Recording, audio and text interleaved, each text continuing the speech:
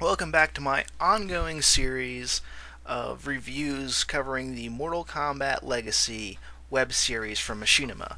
In this episode, episode 5, Raiden flies over the Cuckoo's Nest. Yes, Raiden winds up going to an insane asylum where he eventually winds up getting lobotomized, but before that he realizes he has to find a map, a fire, key, and something else, only to discover that's actually Bebe's story, and then is smothered to death by an Indian. Okay, I'm slightly off on that, but still, yes, this episode really is literally one flew over the Cuckoo's Nest. I mean, it's the funny thing is like the director of the series puts it up as this was his Bane idea, like this was his centerpiece story about all of them that really supposed to encapsulates his ideal for Mortal Kombat, and it's a complete rip off of One Flew Over the Cuckoo's Nest. I mean, the basic plot points are there. The Nurse Ratchet equivalent's there. You figure if you're gonna go out and say that this is it, it would have been, a more original. I don't know, but still, I found that funny. Uh, This is an improvement. I will give the credit though that this is an improvement over the previous couple episodes. No poor animation. Still kind of a lack of fights, which is what they really need to do. Although there was one good scene here, but there's still. This series is Mortal Kombat. I want to see combat between mortals, or in this case, an immortal. But still, kind of cool. Raiden comes down to Earth. He actually just lands in an insane asylum. He just crashes down in a crater and is found by a patient called Blue. I'll get to her in a bit, and a couple of orderlies. He kind of beats up the orderlies until they inject him, and he's just committed. That, how does that make sense? Insane asylums cannot just capture you and imprison you as a freaking crazy person. You have to be either sent there by a court, sent there by a guardian, or sent there or check yourself into the insane asylum. Those are three ways to get into one. Not just this guy was over the fence. Well, we're gonna arrest him and just throw him into jail and start experimenting on him. Not jail, but in the insane asylum. Ugh, it's come on. And then they decide to lobotomize him because apparently he's having outbursts. Yeah, because lobotomies are still common. How is this guy maintaining the doctor here? How is this guy maintaining his medical license if he thinks I'm gonna lobotomize the guy? That's a great idea. I'm sure my peers and I'm sure the medical board will certainly let me keep my license. I know it's a crappy movie, a web series, but still, come on, lobotomy. The only reason you'd put lobotomy in there is that you really like One Flew Over the Cuckoo's Nest and you want to have that moment at the end. They say it's 2011. No, although the lobotomies do shit. He basically heals from them, I guess. It's the impression. He either heals from them or, I know lobotomies don't necessarily make you comatose. They're not supposed to. They're not supposed to turn you into a human vegetable. They often fuck up, and that's what happens. This is why people stop doing them. But still, yeah. And he has blue blood. Like, that doesn't catch them. Like, this guy's bleeding blue. Perhaps, a medical, non-psychiatric facility, like a regular hospital, should take a look at him. Because I might not be a doctor, but I'm pretty sure blue blood is, not common. Yet, even as a doctor, and this guy's saying, I'm Raiden from another world, and he's bleeding blue, I might want to consider that for even a split second. Yeah. Speaking of Raiden and his otherworldliness, he's got a beard in this one. Oh yeah, they gave him a beard. Why, I don't know. Apparently they couldn't get the actor to be willing to shave in order for this to do this role. Really? And but I will say this, I was all hyped up to complain once again that they didn't have a key part of the character's appearance, and that was the hat. But at the very end of the episode, Raiden takes the hat and puts his classic hat on, and I was actually disappointed because I was all geared up in the episode to go complain against now first Shang Tsung, then Melina and Katana, and now Raiden. But no, they either caught it or it was just too. I don't know how can you give Raiden the hat and not give Shao Kahn the hat? I'm still perplexed by this. He looks fine when he has the hat on, but when he doesn't have the hat on, he's just wearing an Asian style robe. I don't think it's a full karate gi, because it's got a different cut. But still, he's just wearing Asian clothing. He has, without the hat, he doesn't fit. But still, there is one good scene. Eventually, as he talks to this one character who is this a patient in the insane asylum called Blue, he eventually convinces her to help him kill himself. Yeah, like I said, One Flew Over the Cuckoo's Nest. They really took all the plot points from here. She's the one that finds him at first, sees him crash in there. Yeah, that's the other thing. Why they don't even question the fact that they find this guy in a crater. You find a guy in a crater. He's bleeding blue. Call the Men in Black or something. Why are they just not even considering anything? The bleeding blue thing, and then to find out he's from a crater, and this doctor is still. Still, I had fun with that. It was. But anyway, back to Blue. They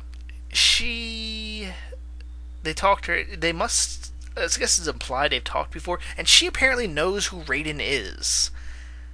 I don't know how. If she was follower of Raiden, there's a Raiden church. That shit needs to be explained, though. How the fuck she knows Raiden? That and why this? She's pretty much a major character in this series now. She's probably had just as much screen time as Melina had. So why is it that it's a made up character? Is what I want to know. They just make this Blue. There's 50 or 60 Mortal Kombat. Where's my Mortal Kombat? Oh, Armageddon.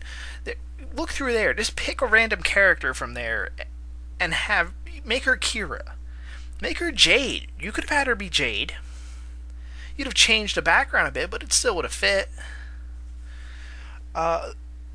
There's other female fighters. Melee. Somebody. You pull out a really obscure one from one of the television shows or something.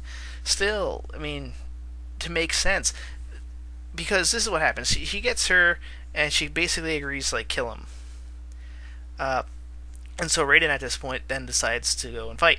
And they do kind of show, I love it when they pull out the tasers and they tase him.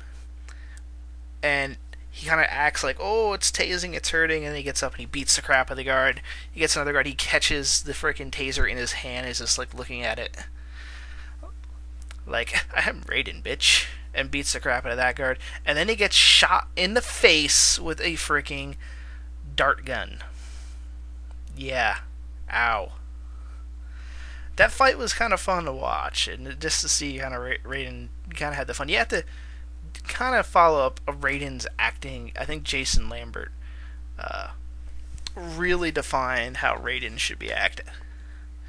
Jason Lambert? Christopher Lambert. Ugh. I messed that one up. He kind of really defined how Raiden has this little smirk thing, because that's just how he plays most of his characters.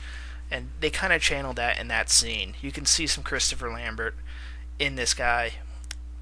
But he does that. He gets shot in the face. He gets lobotomized again. Apparently, this lobotomy, I guess he has super healing. And she somehow stabs him in his heart. And he then explodes and gets all blue blood all over her. And he reappears in China and takes a hat. And starts walking off because he's got to go to the tournament. Mind you, this takes place over 90 days. How... I don't know. He's worried because the time is coming up for the tournament. And there's 90 days out. he's at least, so he showed up to Earth at least 90 days early. I guess he likes to show up early to the parties. But still, I mean, he's still. That's the other thing I'm not getting. He's clearly got a. He's clearly not just a crazy person. It was kind of a fun idea first if they were gonna maybe play with that a little bit, but I'm also kind of glad they didn't. That you figure he could channel more of his god powers. They really needed like added one more minute to this episode. One to mainly to explain. Oh, I am a regularly god, but I had to choose this semi-mortal form so that I could compete in the Mortal Kombat tournament. If they had done that, it would be, oh, okay, I get it. He's got some of his powers, but he's mostly just a depowered version of himself, so he's kind of stuck there. Yeah, he's kind of like God in Dogma, where, if you've seen that, they kind of do the same thing. That would have worked fine. And they also needed to explain how Blue kind of knew she was Raiden. Whether she would have been, my parents, they told me about you, basically implying that there's they know the legends and religions, That would have worked. But I still say it would have been better if he was there in order to encourage her to kind of leave the asylum and to join the fight to join the tournament. That would have been, I think I just made a better plot.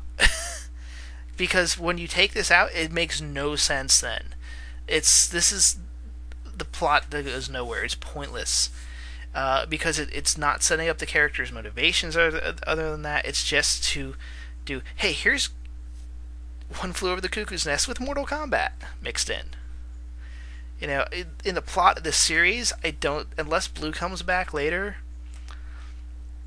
it's a pointless episode to introduce one of the main characters of the franchise. If Raiden was showing up to encourage someone to continue to enter the tournament, in that scene where he kind of beats the crap and he at the guards, he basically shows you real quick that the key's kind of sitting there because the guards have been beating the crap out of him, and that's how she gets the key to eventually go in and kill him. If they change that instead to she goes and takes the key, and after she's escaped, Raiden kind of goes, haha, and then disappears in front of everybody. That would have worked much better as a plot. I mean, you could have just picked a female character from Mortal Kombat. There are several. Ashra, or someone. If it was Ashra, you could say, like, oh, the Insane Asylum is the Nether Realm, or something along those lines. I still think Jade would have been fine. But you could have then went and made a pretty good. You could have it would have fit in the overall story. As it stands right now, it's a standalone episode that doesn't really fit at all in the overall arc. We had the first episode. They kind of, I guess, established a realistic world. Certainly, there were hints that this stuff was going to play a role later on. Johnny Cage. They start getting into the tournament. Start talking about it slightly. Katana and Melina, they give us the backstory of Outworld and Edenia. This one's, I don't see it going anywhere, and I'm now rambling on longer than the actual film. So, if you haven't checked it out, go check it out, because you probably should have watched it before you watched my review, because it's only a few minutes long. But overall opinion, this is an improvement. And if they at least keep with this pace, I'll be a little bit more happy. I just hope for a little bit more of an episodic tale a really... I mean, even compared to the others, as I said, this one's really just, like, pointless plot-wise. At least the others throw little hints of the overall plot. This one just states, Raiden's going to go to a tournament. But it's not too bad. It's technically competent.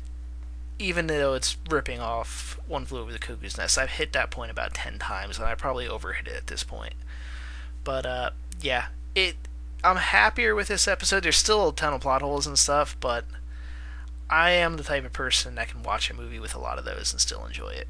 Well, that's it. Signing off for now. See you guys on the next episode next week.